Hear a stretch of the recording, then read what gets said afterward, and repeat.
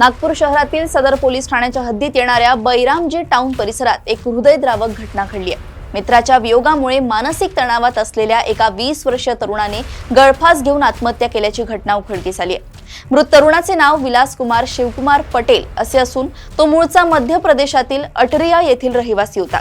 Vilas Bairamji town येथील जैन यांच्या घरी काम करत होता आणि त्याच घरातील एका खोलीत राहत होता। 24 डिसेंबर रोजी शंकरनगर परिसरात राहणाऱ्या त्याच्या जवळच्या मित्राने गळफास घेऊन आत्महत्या केली होती। मित्राचा मृतदेह फासावर लटकलेला पाहिल्यानंतर विलासला मोठा मानसिक धक्का बसला। त्यानंतर तो सतत उदास राहू लागला असून दिवसभर मोबाईलवर मित्राचे फोटो पाहत असल्याचेही समोर आले। शनिवारी विलासने आपल्या खोलीतील पंख्याला दोरी बांधून गळफास घेतला। जैन यांनी त्याला फासावर लटकलेल्या अवस्थेत पाहून तत्काळ पोलिसांना माहिती दिली।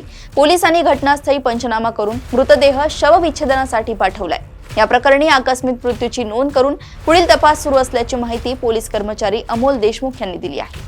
याच्यामध्ये सदर पोलीस स्टेशनमध्ये आदीमध्ये बैरामजी ठिकाणी साहिल जैन यांचे घर आहे। तर राहत्या घरामध्ये मृतक आहे विकास कुमार शिवकुमार पटेल। हा त्यांच्याकडे साफसफाईचं काम करण्याकरता 1 वर्षापासून राहत होता आणि तो त्यांच्या घराच्या वरती छतावरती बांधलेल्या एका खोलीमध्ये राहत होता। त्या ठिकाणी त्याने गळफास घेऊन आत्महत्या केलेली आहे। सुसाईडचं नोट वगैरे मिळालेली नाही, परंतु त्याच्याच बाजूला एक व्यक्ती जो राहत होता तो पण साफसफाईचं काम करत होता त्या बंगल्यामध्ये। त्यांचं नाव संजय गुरुप्रसाद नापित यांनी या संदर्भाने तक्रार दाखल केली होती। आपल्याला ज्यावेळेस त्यांनी सर्वात प्रथम हा प्रकार पाहिला, सकाळी ज्यावेळेस 9 वाजता त्यांनी त्या मुलाच्या रूमचा दरवाजा उघडला त्यावेळेस त्यांनी गळफास घेतलेल्या स्थितीमध्ये आढळला। त्याचं एकंदरीत सांगणं होतं की हा विकास कुमार हा जो मृतक आहे तो राहणार मूळचा जरी असला मध्य प्रदेशचा जिल्हा मोहगंज येथील होता, परंतु तो मागील 1 वर्षापासून या ठिकाणीच राहत होता। त्याचबरोबर त्याचा एक मित्र शंकरनगर या ठिकाणी एका बंगल्यामध्ये काम करत होता आणि त्याच्याकडे त्याचं येणं जाणं होतं नेहमीच। त्याचा एकदम चांगला जिवलग मित्र होता। त्या मित्राने मागच्या 3 दिवसापूर्वी त्या ठिकाणी त्याच्या स्वतःच्या घरी फाशी घेतली होती, गळफास घेऊन आत्महत्या केली होती।